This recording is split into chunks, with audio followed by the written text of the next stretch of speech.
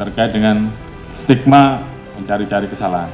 Ini juga saya ingatkan pada teman-teman, khususnya yang bertugas di bidang penegakan hukum.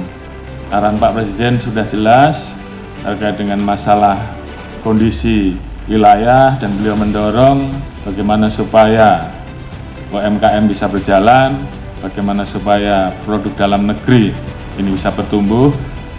Terkait dengan hal-hal seperti itu, tolong dikawal, jangan malah dicari-cari kesalahannya. Berikan pendampingan sehingga kemudian memahami aturan-aturan apa yang harus dilengkapi. Jangan dibiarkan dan kemudian kita tangkap dan ujung-ujungnya transaksional.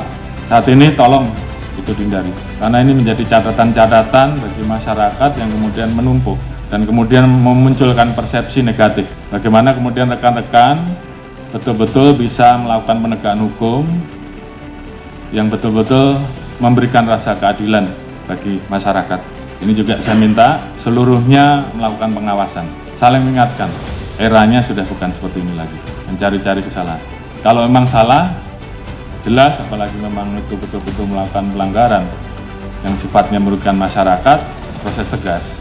Tapi terhadap hal-hal yang memang masih bisa dilakukan upaya resto, nanti akan saya sampaikan di belakang. Lebih baik kita lakukan hal-hal seperti itu.